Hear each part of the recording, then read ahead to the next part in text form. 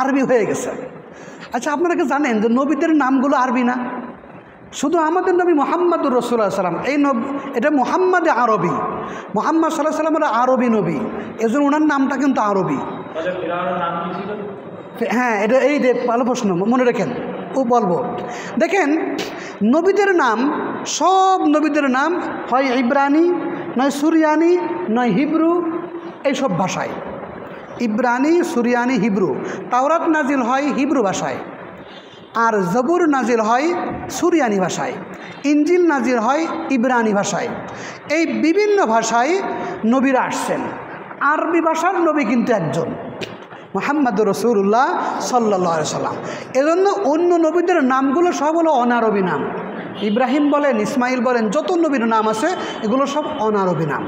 ফিরাউনের রাজত্ব ছিল 400 বছর, কিন্তু এই কথাটুকু আমি নিশ্চিত বলতে পারবো না যে ওলীদ ইবনে মুসআব 400 বছর রাজত্ব করেছে। এইটাও হতে পারে যে ওই ফিরাউন পদে 400 বছর ধরে ফিরাউন গোষ্ঠীর রাজত্ব ছিল, একটা না, এরকমও কিন্তু হতে পারে। তো আল্লাহ কি বলছেন তাহলে? ওলীদ ইবনে মুসআব, বুঝছেন, ফিরাউনের নাম হলো ওলীদ ইবনে মুসআব। ফিরাউন স্বৈরাচারী করেছে মিশরের জমিনে। ওয়াজআলা আহলাহা শিয়াআন, ভালো করে বুঝেন কিন্তু এগুলো। ওয়াজআলা আহলাহা শিয়াআন, এবং মিশরবাসীকে দলে দলে ভাগ করেছে। মিশরবাসীকে দলে দলে ভাগ করেছে। এটা কিন্তু একটা নিয়ম স্বৈরাচারদের। নিয়ম কি?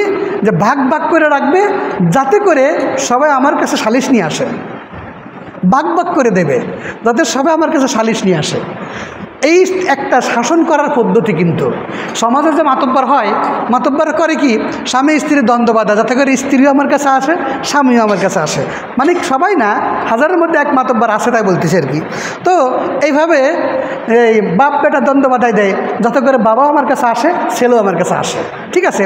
তো অনুরূপভাবে দেশের ভিতরে যত দল আছে, দলগুলো ভাগ করবে। দেশের ভিতরে যত জাতি আছে, জাতিগুলোর ভাগ করবে। যত গ্রুপ আছে, গ্রুপগুলো ভাগ করবে, দ্বন্দ্ব বাধাই দেবে, যাতে করে সব গ্রুপ আমাদের কাছে সালিশ নিয়ে আসে, আমাদের কাছে মুখাপেক্ষী থাকে। এবার কি হবে? তারা ঐক্য হতে পারবে না, তখন আমাদের রাজত্ব চলতে থাকবে। এটা কিন্তু ফিরাউনি মিশন, ভালো করে বোঝেন। আমরা বলি যে ফিরাউন পালাইছে, কিন্তু ফিরাউনি মিশন যেন আমাদের মধ্যে না থাকে। এখানে ওয়াজআলা আহলাহা, মিশরের বাসীদেরকে সে বানাই ফেলেছে শিয়াআন, দলে দলে, উপদলে, ক্ষুদ্র দলে বানাই ফেলেছে। কেন বানাইছে? ইয়াস্তাযইফু তাইফাতাম মিনহুম, তাদের ভিতর থেকে একটা দলকে দুর্বল, একটা উপদলকে দুর্বল বানাইতে। সব ভাগ ভাগ করেছে কেন? তাদের মধ্য থেকে একটা দলকে দুর্বল বানাইতে। ভালো করে বুঝেন কিন্তু, তাদের ভিতর থেকে একটা দলকে দুর্বল বানাইতে, সবাইরে না। ফিরাউনি মিশন কখনো এরকম না যে সব দলকে একসাথে আক্রমণ করবে। ফিরাউনি মিশন হলো একটা দলকে আগে বাছাই করবে, ওই একটা দলকে কায়দা মতন দুর্বল করবে, কায়দা মতন দুর্বল করার পরে এরপরে অন্য দলগুলোকে দুর্বল করবে। এটা হলো ফিরাউনি মিশন। ইয়াস্তাযইফু তাইফাতাম মিনহুম, তাদের ভিতর থেকে একটা ক্ষুদ্র দলকে দুর্বল করিতে। তাহলে মিশরবাসীকে দলে দলে বিভক্ত করেছে কেন? যে তাদের ভিতর থেকে একটা দলকে দুর্বল করতে। এখন আমরা যদি মিসাল স্বরূপ বলি, আমাদের বাংলাদেশে অনেক ইসলামিক দল আছে, অন ইসলামিক দল আছে। যেমন জাতীয় পার্টি কত ভাগ হয়েছে? 5 ভাগ, 5-6টা ভাগ হয়েছে, তাই না? এই ভাগগুলো করেছেন কি আপনারা জানেন ভালো, আমি বলতে পারবো না। এরপরে দেখেন বিভিন্ন ইসলামিক দল, মনে করেন যে এই দেশে মূল গ্রুপ হলো দেওবন্দি, আর হলো বেরলভী, আর আহলে হাদিস। এই মোট 3টা গ্রুপ, ধর্মীয় গ্রুপ। এটা হলো মৌলিক গ্রুপ। আহলে হাদিসের ভিতরে 21 গ্রুপ, দেওবন্দীদের ভিতরে প্রায় 100 গ্রুপ, তারপরে বেরলভীদের ভিতরে ওই রকম প্রায় 100 গ্রুপ। আচ্ছা, বেরলভী সবাই তো এক, দেওবন্দি সবাই এক, তাহলে আবার গ্রুপ হলো কে? এরপরে আহলে হাদিস তো সবাই একই রকম, এরকম হাত তুলে নামাজ পড়ে, তাহলে আবার গ্রুপ হলো কেন? বলছে গ্রুপ হয়েছে কেন? ওয়াজআলা আহলাহা শিয়াআন, ফিরাউন দলে দলে ভাগ করেছে, সব গ্রুপগুলোকে ভাগ করেছে। কেন করেছে? ইয়াস্তাযইফু তাইফাতাম মিনহুম, তাদের ভিতর থেকে একটা গ্রুপকে দুর্বল করতে। বলেন তো গ্রুপ নেই কোন দলে? জামাত ইসলামের মধ্যে গ্রুপ নেই। এখন জামাত ইসলামের মধ্যে যাদের গ্রুপ করা যাচ্ছে না, তাহলে এখন তাদেরকে দুর্বল করতে হবে। তো এই জন্য ইয়াস্তাযইফু তাইফাতাম মিনহুম, তাদের ভিতর থেকে একটা দলকে দুর্বল করতে কি করেছে? জ্যোতিষীরা বলল যে এখন তো নেতৃত্ব শূন্যতা ভুগতেছে মুসলমানরা। মুসা আলাইহিস সালামের জামানায় যারা মুসলমান ছিল তারা কিসে ভুগতেছে? নেতৃত্ব শূন্যতায় ভুগতেছে। এবার নেতৃত্ব শূন্যতায় ভুগতেছে, এটার থেকে বাঁচার উপায় কি? বাঁচার উপায় কি এটা বের করেছে। যে কি? যে এক আল্লাহর কাছে দোয়া করেছে সবাই মিলে, এবার আল্লাহ তাদেরকে একজন নেতা দিবেন। জ্যোতিষেরা বলতেছে একজন নেতা এরকম জন্মগ্রহণ করবে ছেলে। কোন বংশে? মুসা আলাইহিস সালামের বংশ হলো কিপ্তি আর সিপ্তি বংশে। সিপ্তি বংশে একটা নেতা, একটা ছেলে জন্মগ্রহণ করবে। এই ছেলের বয়স যখন 26 বছর হবে বা তারপরে তার নেতৃত্ব বিকাশ ঘটবে। এইবার ফিরাউন কি করেছে? ফিরাউন করেছে যে জিজ্ঞাসা করলো জ্যোতিষীদের কাছে, যে বাচ্চাটা কবে জন্মগ্রহণ করতে পারে? যে বাচ্চাটা গত সপ্তাহে বা আগামী সপ্তাহে এর ভিতরে, হয় গত সপ্তাহে গ্রহণ করেছে অথবা এই সপ্তাহে জন্মগ্রহণ করবে। এবার ফিরাউন সব জায়গায় লোক ঠিক করে দিয়েছে, লোক নিয়োগ করে দিয়েছে যে কারো কোনো ছোট বাচ্চা হলে ওই বাচ্চাকে মেরে ফেলতে হবে। বাচ্চা হলে বাচ্চা মেরে ফেলতে হবে। আচ্ছা বলেন তো এই বাচ্চা মেরে ফেলতে হবে কেন? ফিরাউনের এই সিদ্ধান্ত কেন? ফিরাউনের ভয় কি? যে আমার ক্ষমতা দখল করে নেবে। এই তো বাচ্চা বড় হবে 10 বছর পরে, 20 বছর পরে, 26 বছর হবে, 40 বছর হবে, তারপরে তো ক্ষমতা দখল করবে না? কিন্তু দেখেন মিশন কি? 2041 সাল, কি মিশন? যে বাচ্চা কি হবে? বড় হয়ে যাবে, আমার ক্ষমতা দখল করে নেবে। এই জন্য তার আর সহ্য হইল না, সে এই ছোট বাচ্চাদেরকে মেরে ফেলতে হবে। এখন এই বাচ্চা কোনটা, তার বাবার নাম কি, মায়ের নাম কি, এগুলো তো তারা বুঝতেছে না। যখন বুঝতেছে না তাহলে এখন কি করবে? যত বাচ্চা হবে সব বাচ্চা মেরে ফেলতে হবে। তো সেইভাবে ইউযাব্বিহু আবনাআহুম, তাদের ছেলেদেরকে মারে ফেলে, জবে করে দেয়। ওয়াস্তাহয়ি নিসাআহুম, এবং মেয়েদেরকে বাঁচায় রাখে। কারো যদি মেয়ে হয় আচ্ছা তারা বাঁচায় রাখবে, ছেলে হলে মেরে ফেলবে। দেখেন এই শিশু বাচ্চা মেরে ফেলা, আপনি বলতেছেন যে এটা মানবতাহীন কাজ, কিন্তু ফিরাউন কি মনে করতেছে? যেটা আমার ক্ষমতায় টিকে থাকার এটা কৌশল, ক্ষমতায় টিকে থাকার জন্য হেকমা, ক্ষমতায় টিকে থাকার কৌশল, তাই না? তার কাছে কিন্তু কোনো অপরাধ মনে হচ্ছে না। কি বলেন? অপরাধ মনে হচ্ছে? ক্ষমতায় টিকে থাকার জন্য হাজার হাজার, এই তথ্য বললাম যে এই পর্যন্ত 12,000 ছাত্র পঙ্গুত্ব বরণ করেছে, আর 25,000 ছাত্র তারা আহত হয়েছে। 25,000 ছাত্র আহত হয়েছে। যদি এই পটের পরিবর্তন না হতো, আমরা কি জানতাম কতজন আহত হয়েছে, কতজন শহীদ হয়েছে? জানতামই না, জানতাম না। হেফাজতে ইসলামের শাপলা চত্বরের যেসব লোকগুলো মারা গেছে, আমি এগুলো যে কী জন্য প্রকাশ ঘটে নাই আমি বুঝতাম না, জানতাম না, আমার ক্ষুদ্র বেরেনে আমি জানতাম না। কিন্তু এখন তারা বলেছে কারণটা। আল্লামা মামুনুল হক সাহেব বলছেন যে কারণ হলো যে গার্জিয়ানদেরকে গুম করা হয়েছে। মনে করেন যে হেফাজতে ইসলামের আন্দোলনে যারা মারা গেছে তাদের গার্জিয়ানদেরকে পর্যন্ত বিভিন্ন রকমের চাপে রাখা হয়েছে, এবং কোনো গার্জিয়ানদেরকে গুম করে রাখা হয়েছে, যাতে করে না বলে যে আমার ভাতিজা মারা গেছে শাপলা চত্বরে, আমার ভাই মারা গেছে, না বলে। এজন্য পুরা ফ্যামিলির উপরে চাপ সৃষ্টি করে রাখা হয়েছে, এবং তাদেরকে কিছু অনুদানও দেওয়া হয়েছে, গোপনে চাপ সৃষ্টি করে রাখা হয়েছে গোয়েন্দাদের মাধ্যমে। এই কারণে পলাতক জীবনযাপন করেছে, ফেরারি জীবনযাপন করেছে। কি কথা যে আমার বংশের লোকও শহীদ হয়ে গেল, আবার তার জন্যই বলে আমারও ফলায় বেড়াতে আসছে। কি সিস্টেম! তো হেফাজতে ইসলামের তালিকা হইতেছে, তার সঠিক তালিকা এখন হবে না। কেন? অনেক দিন পরে সঠিক তালিকা হবে না। অনেকে আবার তাদের পক্ষে চলে গেছিল, যে তাদের বিভিন্ন রকমের চাপাচাপির কারণে এবং তাদের বিভিন্ন সুযোগ সুবিধা ভোগ করে ফেলেছিল এর মধ্যে, যার কারণে ওই নামগুলো হয়তো আসবে না। কিন্তু এই ছাত্রদের তালিকা সঠিকভাবে আসবে, কারণ এটা নগদ, এর তালিকা সঠিকভাবে আসবে। এই ছাত্র 10,000-এর উপরে যে ছাত্রগুলো পঙ্গু, তারা হাসপাতালে আছে এবং তাদের চিকিৎসা সরকার দিচ্ছে, কিন্তু তাদের বাড়ির অবস্থা খারাপ। তারপরে ওই শহীদ পরিবারের, অনেক শহীদ পরিবারের বাড়ির অবস্থা এখনও খারাপ। একজন শহীদের ইতিহাস দেখলাম যে পেটে, তার স্ত্রীর পেটে 8 মাসের বাচ্চা ছিল, সে বাচ্চা কয়দিন আগে হয়েছে। এই বাচ্চা, আরেকটা বাচ্চার বয়স হলো 3.5 বছর। এই দুটো বাচ্চা এবং এই যুবতী মহিলার কে দায়িত্ব নেবে? এই যে দুরবস্থা, এগুলো আমরা মনে করতেছি হারে কি যেন একটা ঘটনা, কিন্তু ফিরাউনের কাছে এগুলো কিছুই না। ছোট ছোট বাচ্চাদেরকে তারা মেরে ফেলেছে, ছোট ছোট বাচ্চা। ইন্নাহু কানা মিনাল মুফসিদিন, নিশ্চয়ই ফিরাউন ছিল দুর্বৃত্তদের মধ্য থেকে একজন। দুর্বৃত্ত, অশান্তি সৃষ্টিকারী, বিশৃঙ্খলা সৃষ্টিকারীদের মধ্য থেকে একজন। অনুরিদু আন নামুন্না আলাল্লাযীনা ইসতুদঈফু ফিল আরদি, আল্লাহ বলতেছে অনুরিদু, আমি চাইলাম। কি চাইলাম? আন নামুন্না আলাল্লাযীনা ইসতুদঈফু, যাদেরকে জমিনে দুর্বল করে ফেলা হয়েছে, জমিনের ভিতরে দুর্বল, একবারে দুর্বল করে ফেলা হয়েছে, তাদের উপরে অনুগ্রহ করতে আমি চাইলাম। জমিনের মধ্যে যাদেরকে দুর্বল করে ফেলা হয়েছে সরকারিভাবে, আমি তাদের প্রতি অনুগ্রহ করতে চাইলাম। ওয়ানাজআলুহুম আইম্মাতান, এবং আমি তাদেরকে নেতৃত্ব দিতে চাইলাম। তাদেরকে, কাদেরকে? দুর্বলদেরকে আমি নেতৃত্বের আসনে বসাতে চাইলাম।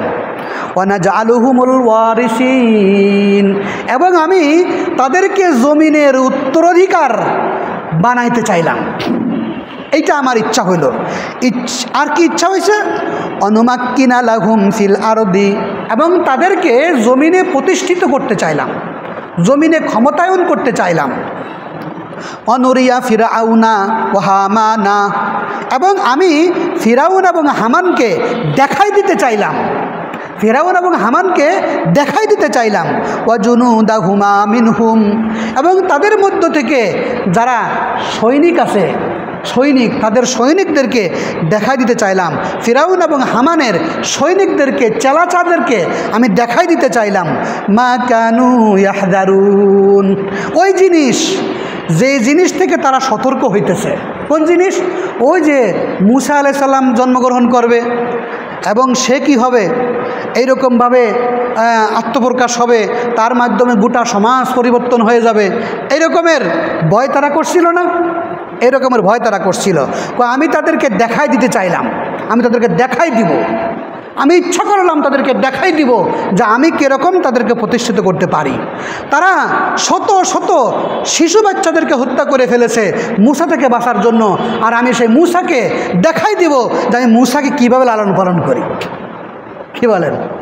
আমাদের এই দেশের এই যে আমাদের বিগত প্রধানমন্ত্রী, তিনি কত ভয় পাইছেন ডক্টর ইউনূসকে। এই জন্য তার উপরে কত রকমের চাপ, কত রকমের মামলা মোকদ্দমা সব কিছু তার উপরে কিন্তু চাপাইছে, কারণ তারে উনি ভয় পাইতো। আমরা কিন্তু ওনার ভালো চিনতাম না, কিন্তু উনি কিন্তু ওনারা চিনত, এই কারণে ওনারা খুব ভয় পাইতো। গোলাম মাওলা রনি বললেন যে আমি যখন ওনার দলে ছিলাম তখন আমি বললাম কি, এই লোকটা খুব সম্মানিত লোক, তো এই লোকটাকে আপনি একটু ডাকেন, ডেকে তার সাথে কথা বলেন। বলছি এই কথা বলার সাথে সাথে আমাকে এত বড় ধমকি দিল, আর বলল সিটার, বাটপার, টাউট, সুদখোর, এরকম বলে আমার কথার কোনো পাত্তাই দিল না। তারে কাছে ডাকি কথা বলবে, এইটাই তার কি হলো না, সাহস হলো না। তিনি তার চিনতেন, সেই জন্যই তার উপর এরকম অবিচার করা হয়েছে। আর এতে করার কারণে কি হয়েছে সুবিধা? এইটা আমাদের জন্য হয়েছে সুবিধা, এটা আমাদের জন্য সুবিধা হয়েছে। ওই জায়গায় যদি এরকম কোনো আলেম বা কোনো ইসলামপন্থী লোক যদি ওই জায়গায় বসতো, তাহলে আপনি কি মনে করেন 100টা থাকতে পারত? কি তা মনে করেন 100টা থাকতে পারত না। এই জন্য তার বিরুদ্ধে যা কিছু করার দরকার এগুলো আল্লাহ করাই এনেছে, করায় তার ভিতরে মনে দুঃখ আছে, কষ্ট আছে, তাই না? এইবার দেখলো যে না, ওরা তো কোনোভাবে আমার আপন না, তারা আমার বহুত ক্ষতি করেছে, বরং ইসলামপন্থীরা এবং ইসলামী মূল্যবোধে বিশ্বাসীরাই আমার কি করেছে, এই জায়গায় বসাইছে, এজন্য তাদের বিপক্ষে আমার যাওয়া সম্ভব হবে না, তাই না? বিষয়টা এরকম হয়েছে। কিন্তু সে যত বেশি তাকে দাবানোর চেষ্টা করেছে, সে কিন্তু তত বেশি শক্তিশালী হয়েছে। তার বিরুদ্ধে যত মামলা দেওয়া হয়েছে তত বেশি কিন্তু সে শক্তিশালী হয়েছে। ইসলামপন্থীদের বিরুদ্ধে যা কিছু করেছে সব কিছু তার পক্ষে গেছে না বিপক্ষে গেছে? বিপক্ষে গেছে না?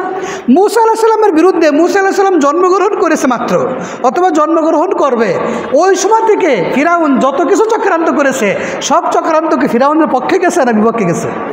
বিপক্ষে গেছে। এই জন্য আল্লাহকে বাদ দিয়ে কোনো কিছু করা যাবে না, আল্লাহকে বাদ দিয়ে কোনো কিছু করার সুযোগ নেই।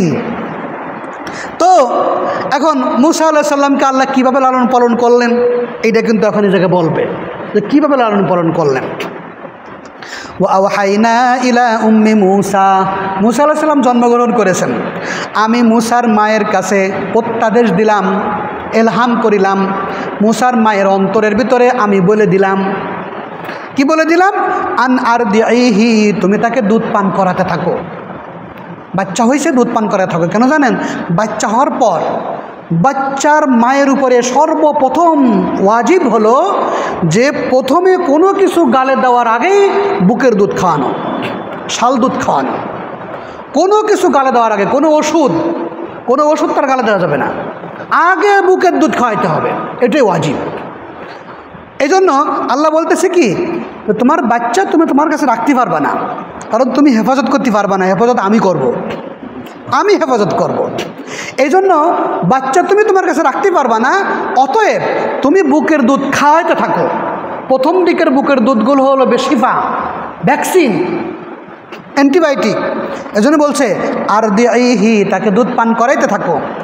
ফাইদা খিফতি, যখন আপনি ভয় করবেন, এই ধরা পড়ে গেলাম, এই ধরা পড়ে গেলাম, এই পুলিশ আসতেছে, তখন কি করবেন? ফাআলকিহি ফিল ইয়াম্মি, সাগরে ছেড়ে দাও, সাগরে ছেড়ে দাও। তো মূসা আলাইহিস সালাম মা কী করলেন? ওই একটা সন্দুকের মধ্যে বালিশ খাতা দিয়ে বাস একভাবে ছেড়ে দিলেন। এই যে বন্যার ভিতরে অনেক মা বাবা চিন্তা করলো যে আমরা তো ভেসেই যাবানে, বাঁচার কোনো উপায় নাই, রাত হলো 4টে বাজে, এই রকমের সময় বাঁচার কোনো উপায় নেই, তাহলে কি করা যায়?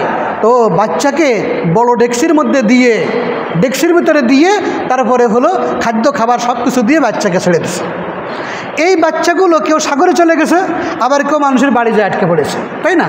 এরকম বহু বাচ্চা পাওয়া গেছে যে তার বাবা নেই, মা নেই, কেউ নেই, ডেক্সির মধ্যে বাচ্চা পাওয়া গেছে। তো মূসা আলাইহিস সালামকে আল্লাহ ওই রকম বুদ্ধি দিলেন, সে অনুযায়ী ওই রকম সন্দুকের মধ্যে ছেড়ে দিলেন। আর যায় ফিরাউন আর ফিরাউনের স্ত্রী আসিয়া রাদিয়াল্লাহু আনহা ওই একবারে ঘাটে যাইয়ে দাঁড়াই গেছে। ঠিক আছে, আইটে গেলি ফিরাউনের স্ত্রী ফিরাউন, তারা দেখে যে এর মধ্যে কী দেখি খুলে, এই সুন্দর একটা বাচ্চা, সুন্দর একটা বাচ্চা। তখন ফিরাউন কিন্তু বলে বসছিল যে এই বাচ্চা কিন্তু সেই মূসা হতে পারে। মূসা শব্দের অর্থ কি জানেন? মূসা হলো হিব্রু ভাষা, মূসা শব্দের অর্থ হলো বাতিল কর্তনকারী, বাতিল কর্তনকারী মানে বাতিল অন্ধকার কর্তনকারী। তো এবার যে সে মূসা হতে পারে, তখন আসিয়া কাদুর আপনি কি কন, এই বাচ্চা মূসা নেই, কার বাচ্চা না কার বাচ্চা, আমরা লালন পালন করব, আমরা লালন পালন করব, আমাদের কথা মতো চলবে, আমাদের তো ছেলে মেয়ে নেই, আমরা লালন পালন করি। তখন স্ত্রীর কথাই ফিরাউন রাজি হয়ে গেল। হ্যাঁ, এইটা হলো আল্লাহর কৌশল। আচ্ছা বলুন তো, ফিরাউনকে পরাজিত করতে গেলে কি করতে হবে? ফিরাউনকে পরাজিত করতে গেলে ফিরাউনের শক্তি ধর কোথায় কি আছে এগুলো জানতে হবে না? জানতে হবে। আপনাদের মনে আছে কি না, কাজী ইব্রাহিম উনি বলছিল আজ থেকে উনি জেলখানা যাওয়ার আগে, তাহলে 5 বছর আগে মনে হয়, বলছিল যে একটা বাচ্চা বলছে, একটা ছেলে বলছে, একটা ছেলে জেলখানা থেকে বের হয়ে এসে এই জাতিকে উদ্ধার করবে। তো এই কথাটা আমি এতদিন গোপন রেখেছি, আমাকে স্বপ্নে দেখানো হয়েছে, তা আমি এই কথাটা বলার অনুমতি পাইনি, তা আজকে বললাম। এই কথা যেই জুমার দিন বলছিল উনি সেই জুমার দিন রাত্রে গ্রেফতার হয়েছে, সেই শুক্রবার রাত্রে গ্রেফতার হয়েছে। দেখেন, ফিরাউনের গোষ্ঠীরা কিন্তু সব কথাকে ছোট করে দেখে না, আপনারা কিন্তু এই কথাটাকে ছোট করে দেখেছিলেন কাজী ইব্রাহিমের কথাকে, যে কয় কি স্বপ্নে দেখাইছে, আর তাই উনি নিয়ে বলল, আর রাত্রেবেলায় পুলিশ চলে আসলো ওনার কাছে। রাত্রেবেলায় পুলিশ এমনি যায়নি, রাত্রেবেলা পুলিশ এমনি যায়নি, উনি জানে যে কাজী ইব্রাহিম হলো ঘরের ভিতরে বসে থাকে, কোনো দোকানঘাটে বাজারঘাটে ঘোরে না, ঘরের মধ্যে বসে বসে হলো গবেষণা করে, ঘরের মধ্যে বসে সাধনা করে, তাহাজ্জুদ নামাজ তার জীবনে কখনো ছোটে না, এরকম একজন সাধনাকারী ব্যক্তি। ওরা জানে, আমরা না জানলে কী হয়। মানে এই ব্যক্তির গবেষণার বিষয়টা ভুল হতে পারে না। এই জন্য তাও এইবার কাজী ইব্রাহিম যা বলেছে হুবহু তাই ঘটেছে। সে ছেলেটার নাম কি জানেন?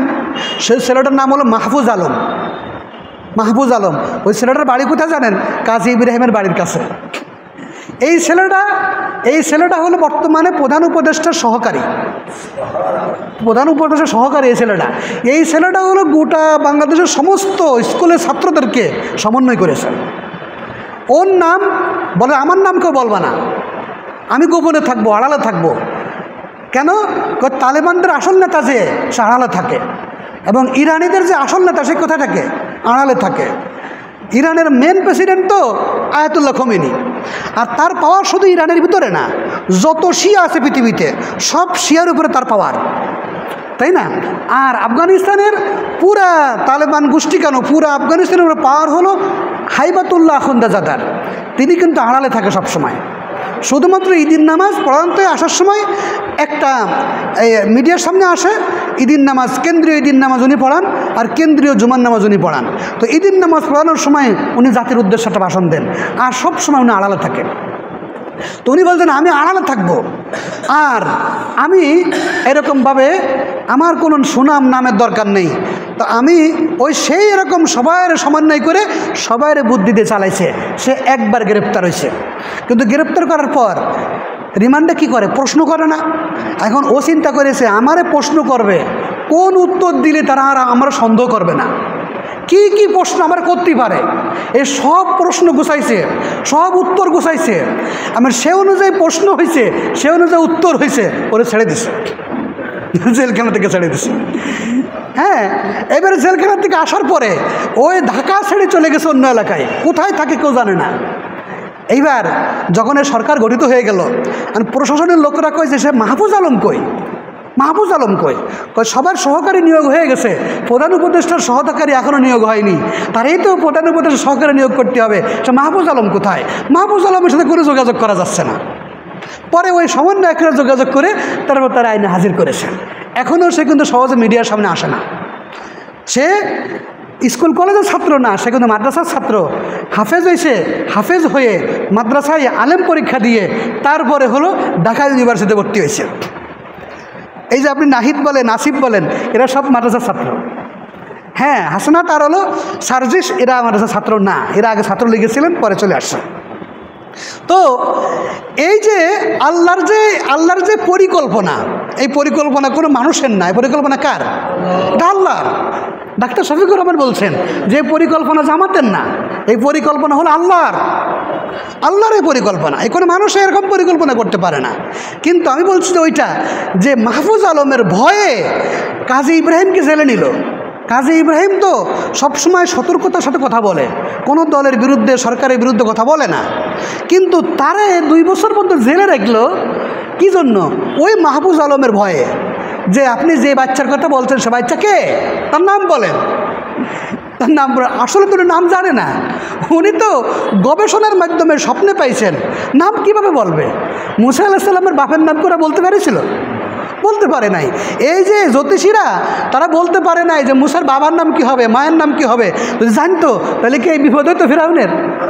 তারা পড়ে যেত। তো এই জন্য ওরা যদি জানতো যে কাজী ইব্রাহিম যার কথা বলতেছে তার বাড়ি লক্ষ্মীপুর, তাহলে পুরা লক্ষ্মীপুরকে তারা আটকে ফেলতো, ঘেরাও করে ফেলতো। কি বলেন? তারা জানে না যে আল্লাহর পরিকল্পনা এরকমই হয়। ওয়ালা তাখাফি, ও মুসার মা তুমি ভয় করো না, ভয় করো না। ওয়ালা তাহজানি, চিন্তা করো না, ভয় করো না, চিন্তা করো না। ইন্না রাদ্দুহু ইলাইকি, নিশ্চয় ওই বাচ্চা আমি আপনার কাছে ফিরিয়ে দেব।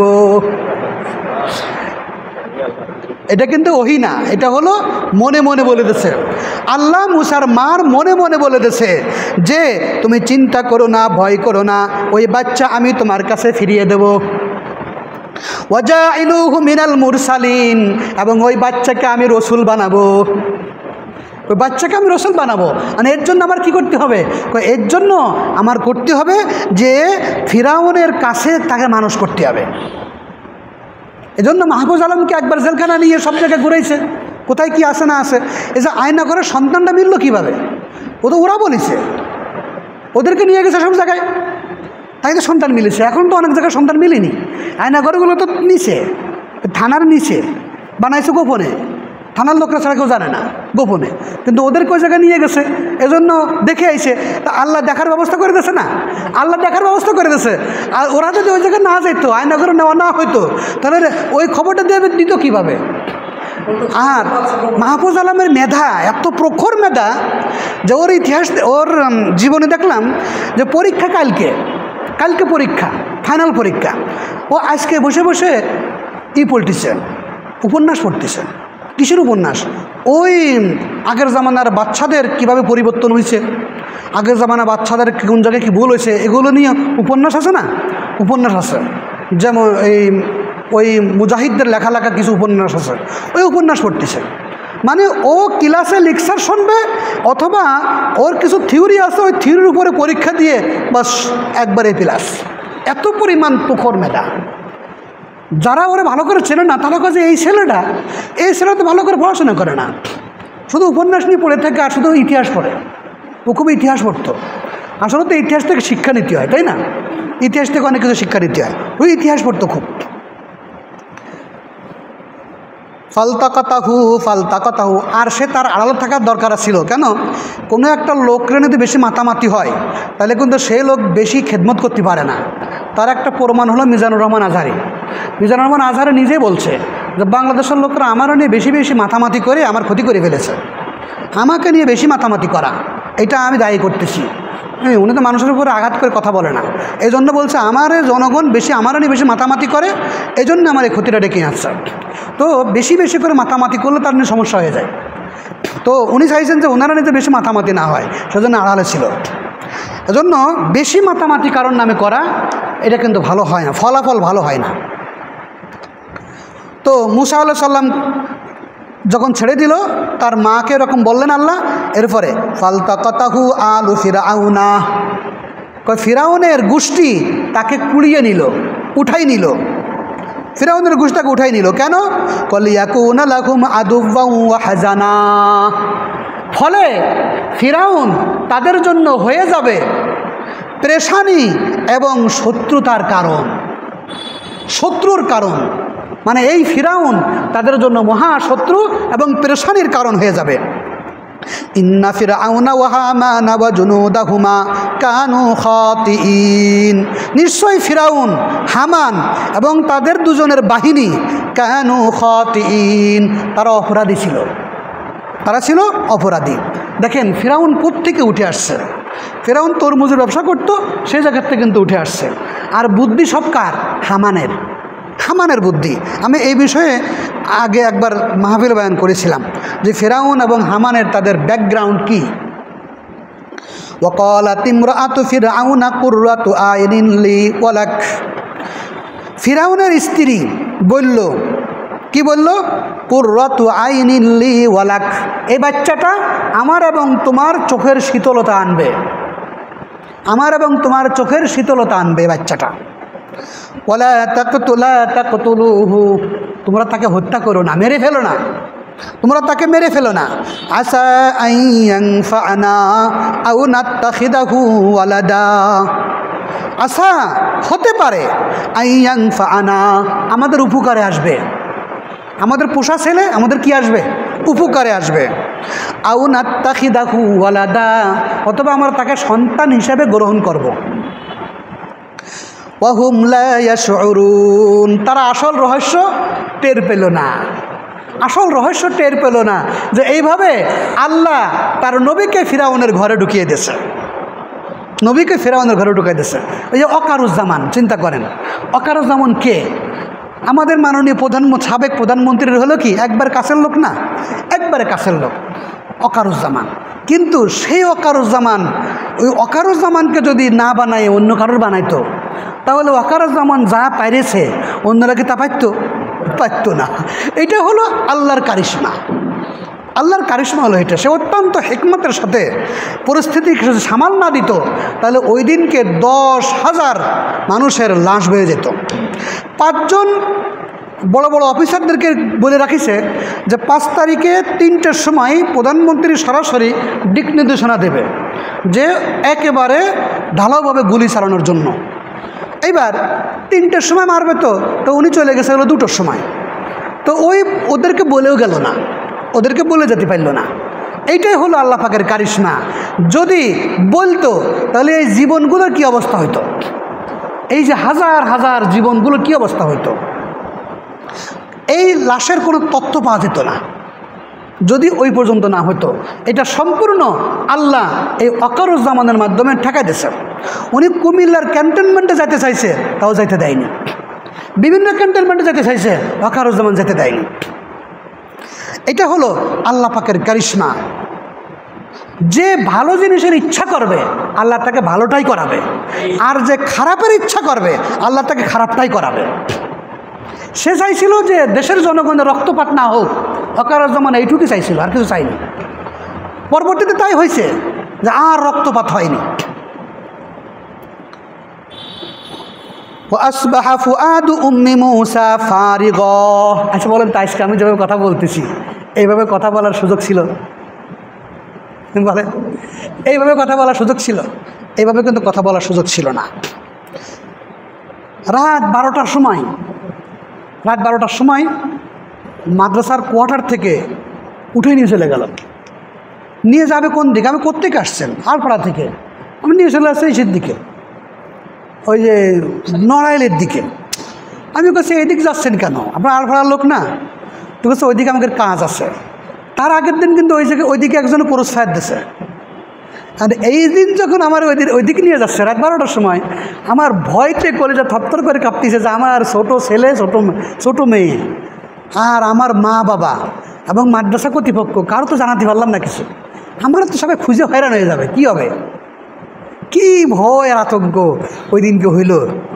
তো এই রকমের হয়রানি যদি আমার মতন একজন ব্যক্তি, যে ব্যক্তির কোনো দলীয় পরিচয় নেই, যে ব্যক্তির কোনো রকমের দাপট নেই, সমাজের কোনো অর্থ নেই, সম্পদ নেই, ঘর নেই, বাড়ি নেই, জায়গা নেই, জমি নেই, কোনো মিল কারখানা নেই, এইরকম একজন আলেমের সাথে যদি তারা এই ব্যবহার করতে পারে, তাহলে আমার উপরে যারা আছে তাদের সাথে কত ধরনের টর্চারিং হয়েছে।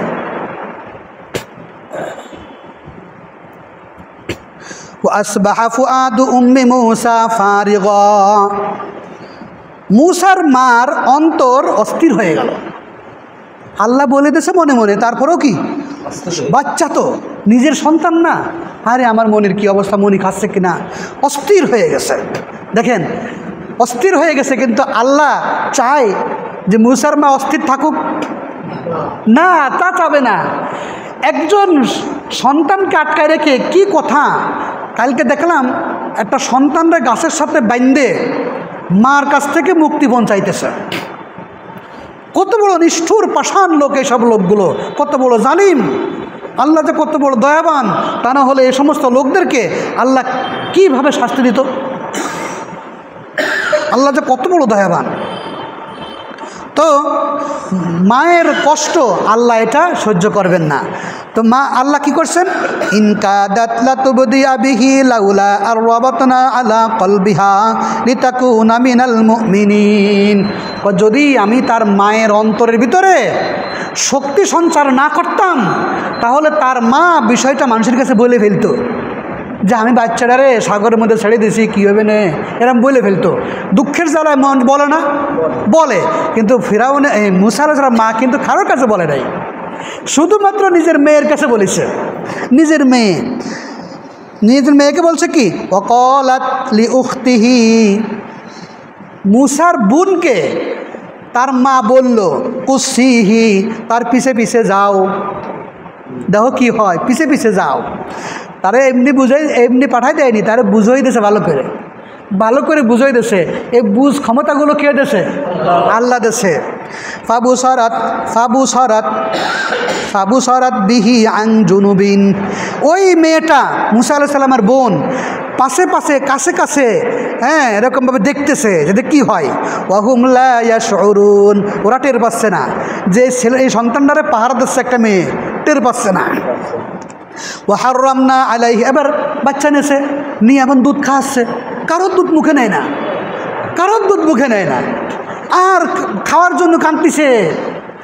হ্যাঁ, আল্লাহ বলে ওয়াহাররামনা আলাইহিল মারাদিআ মিন ক্বাবলু, আমি আগে থেকেই মুসার জবানে অন্য স্তন থেকে দুধ পান করানো হারাম করে দিয়েছিলাম। এই জন্য বাচ্চা কারোর দুধ খায় না, আল্লাহ হারাম করে দিয়েছে। সে তো নবী, আল্লাহ হারাম করে দিয়েছে নিজের মায়ের দুধ ছাড়া কারোর দুধ খাবা না। নবীদেরকে কি করে? মায়ের পেট থেকে কে সংরক্ষণ করে? আল্লাহ সংরক্ষণ করে। তোমার মায়ের দুধ ছাড়া কারোর মুখের দুধ কারোর বুকের দুধ খাবা না, আমি হারাম করে দিছি। ফাকালাত হাল আদুল্লুকুম আলা আহলি বাইতিন ইয়াকফুলুনাহু লাকুম, এখন কাছে কি আমাদের এই জায়গায় তো কারোর দুধ খাচ্ছে না, আমার দুধও খাচ্ছে না, আসিয়া বলতেছে তো তাহলেই তোমাদের ভিতরে কেউ আসো, এ বাচ্চাটার দায়িত্ব নিবা। ওই ভিড়ের ভিতরে কিন্তু কে রয়েছে? না, মা না, মুসার বোন রয়েছে, মা নেই। তো মুসার বোন করছে কি, হ্যাঁ হ্যাঁ হ্যাঁ, একটা মহিলা সন্তান আছে, একটা মহিলার সন্তান আছে, ওই মহিলাটা এরকম বুকের দুধ পড়ে যাচ্ছে, বুকের ব্যথায় বাঁচতেছে না, তো এই বাচ্চারা যদি ধারে দেন তাহলে সে দুধ পান করে দেবে। যে হ্যাঁ, তো চলো দেখি তার কাছে, চলো। চলেন, এই চলেন, যে দেখা দিয়েছে যে বাচ্চা মানুষ করে দিবা, দুধ পান করার শেষ হয়ে গেলে তারপর আমাকে দিয়ে যাবা। দেখেন, নিজের মায়ের দুধ পান করাইয়া আল্লাহ মুসা আলাইহিস সালামকে বড় করলেন। এদিক থেকে শত শত মানুষ মেরে সরকার করে দিয়েছে।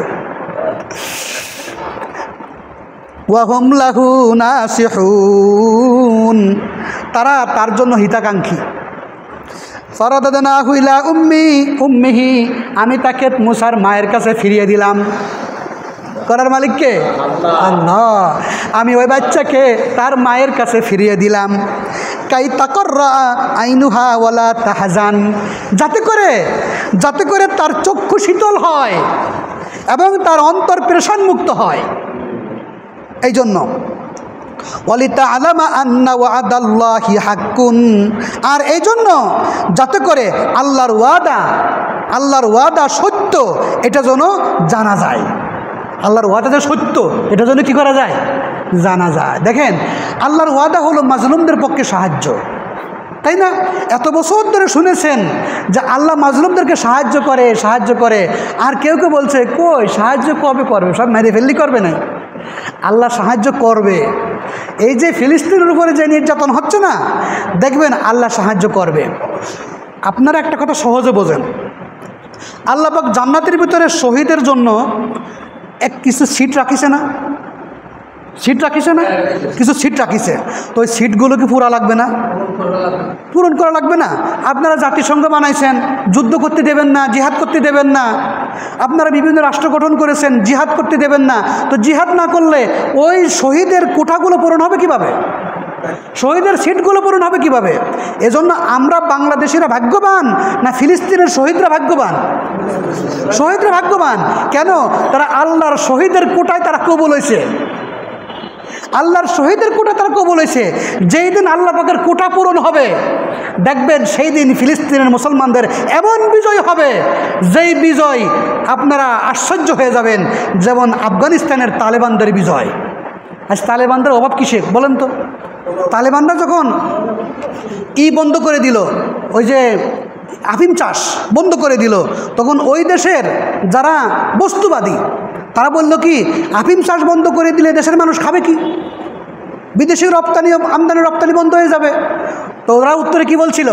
আল্লাহই খাওয়াবে, আল্লাহ রাজ্জাক, আল্লাহ খাওয়ানোর মালিক, সরকার খাওয়াতে পারে না, আল্লাহ খাওয়ায়। সেই কথার উপর আফিম বন্ধ করে দেওয়ার সাথে সাথেই আল্লাহ পাক সেই জমিনের ভিতরে এখন সব হইতেছে। মাটি খুঁজলেই দামি দামি পাথর, মাটি খুঁজলেই দামি দামি মূল্যবান জহর মুক্তা সেখানে পাওয়া যাইতেছে। এমন মাটি সেখানে পাওয়া গেছে, ওই মাটি দিয়ে এখন বিমান চলবে, অক্টেন লাগবে না, পেট্রোল লাগবে না, মাটি দিয়ে বিমান চলবে। এমন মাটি সেখানে পাওয়া গেছে। হ্যাঁ, এখন দেখেন হ্যাঁ, এটা কোরআন আয়াতে আছে। এই দেখেন, তাহলে এমন কিছু শহীদের কোটা ছিল আফগানিস্তান থেকে নেবে আল্লাহর, যে আফগানিস্তান থেকে আমি এই পরিমাণ শহীদ নেব। এখন ওই পরিমাণের শহীদের কোটা পূরণ হয়ে গেছে, এবার তাদের উপরে আল্লাহ রহমত নাজিল করেছে। হ্যাঁ, ছেড়ে দেবো, আমি দেখতেছি গড়ি, বলা লাগবে না ইনশাআল্লাহ। তো যাতে করে ওয়ালিতা আলামা আন্না ওয়াদাল্লাহি হাক্কুন, যাতে করে জানা যায়, যাতে করে আপনি জানতে পারেন যে আল্লাহর ওয়াদা সত্য। ওয়ালাকিন্না আকসারাহুম লা ইয়ালামুন, অধিকাংশ মানুষ জানে না, তবে অধিকাংশ মানুষ জানে না, অধিকাংশ মানুষ জানে না। এই পর্যন্ত একটা স্টেশনে আমরা আসছি। এরপর আর একটা আলোচনা শুরু হবে যে মূসা আলাইহিস সালাম এই বাল্যজীবন এই জায়গায় শেষ হইল। বাল্যজীবন শেষ হওয়ার পরে মূসা আলাইহিস সালাম পরিণত বয়সে আসলেন। পরিণত বয়সের থেকে এরপরে শুরু হবে ওয়ালাম্মা বালাগা আশুদ্দাহু, যখন তিনি পরিণত বয়সে পৌঁছলেন। তাহলে এই পর্যন্ত আমরা ইনশাআল্লাহ অনুবাদ করতে পারি, তেলাওয়াত করতে পারি, যে আমরা যখন কোরআন তেলাওয়াত করব তখন সূরাতুল কসাস থেকে এই 13 নম্বর আয়াত পর্যন্ত আমরা একটু দেখব। দেখলে এই কথাগুলো মনে পড়বে। তখন আপনার এই কথাগুলো মনে থাকলে, আয়াতের সাথে কথাগুলো থাকলে, তখন আপনি কোরআন বোঝা শুরু করবেন ইনশাআল্লাহ। হ্যাঁ, কোরআন বুঝতে পারবেন। তো এখানে যে আল্লাহর কারিশমার সাথে আর কোনো কারিশমা চলে না। হ্যাঁ, আমরা ছোটোকালে বলতাম কি, আল্লাহর কাজ আল্লাহ করে, তেল দিয়ে ছালা ভরে, তেল দিয়ে ছালা ভরে। তেল কি ছালায় ভরে নাই? না, ভরে না। তো এটা কেন বলে? যে আল্লাহর ক্ষমতা বোঝানোর জন্য। আল্লাহ যা পারে তা কেউ পারে না, আল্লাহ যা দিতে পারে তাকে দিতে পারে না, আল্লাহ যা করতে পারে তাকে করতে পারে না, আল্লাহর যে শক্তি তার শক্তি কারণ নাই, আল্লাহ যে নিয়ামত এই নিয়ামত কেউ দিতে পারে না। সর্বশক্তির মালিক হলো একমাত্র আল্লাহ। আমার কাজ কি? যে আমার কাজ হলো আল্লাহ এবং তার রসুলকে মেনে চলা। আল্লাহ এবং তার রসুলকে আমি মেনে চলবো। ভবিষ্যতে কি হবে না হবে সব কার দায়িত্বে? আল্লাহর দায়িত্বে। আল্লাহই ব্যবস্থা করবে। আমার দায়িত্ব হলো আল্লাহর কথা মানুষের কাছে পৌঁছানো, আমার ছেলে মেয়ের কাছে, আমার স্ত্রীর কাছে, আমার প্রতিবেশীর কাছে, আমার বন্ধুবান্ধবের কাছে আল্লাহর কথা পৌঁছানো। যে নামাজ পড়তে হবে, আল্লাহর হুকুম মেনে চলতে হবে, নবীর তরিকায় চলতে হবে, এটা হলো আমাদের পৌঁছানো দায়িত্ব। আর এইগুলো নিয়ে আমাকে টেনশন করা লাগবে না, কি হবে কি হবে। আরে কি হবে ওটা আল্লাহই বুঝবে, ওটা আল্লাহই বুঝবে। এই জাতির কি হবে, এই জাতির কি হবে, ওটা দরকার নেই, ওটা আল্লাহই দেখবে। ওটা আল্লাহর কাজ। আল্লাহর দায়িত্ব নিয়ে আমাদের চিন্তা করার দরকার নাই। আমাদের দায়িত্ব আমরা পালন করি, আমরা পরোপকার করি, মানুষের পাওনা পরিশোধ করি। কারোর কাছে দিনা থাকবো না, কারোর কাছে দিনা থাকবো না। নিজের পায়ে দাঁড়িয়ে নিজের উপার্জন ভোগ করব, কারো উপার্জনের উপর নির্ভর করব না, নিজের উপার্জনের উপর নির্ভর করব। এইভাবে আমরা যখন চলতে থাকবো আল্লাহ আমাদেরকে শান্তি দিবেনই। কিন্তু দুনিয়ার শান্তি কিন্তু পূর্ণাঙ্গ শান্তি না। দুনিয়ায় পুরোপুরি শান্তি পাওয়া যাবে না। দুনিয়ায় হলো এই সুস্থ এই অসুস্থ, এই শান্তি এই অশান্তি, এই কষ্ট এই দুঃখ, এইভাবে দুনিয়া চলবে। আর পুরাপুরি শান্তি হবে কোথায়? জান্নাতের ভিতরে। এজন্য আমরা দুনিয়াতে সব আরাম শান্তি চাই না, আমরা সব শান্তি চাই হলো কোথায়? আখিরাতে। আল্লাহ পাক আমাদের সবাইকে বুঝবার ও আমল করার তৌফিক দান করুন।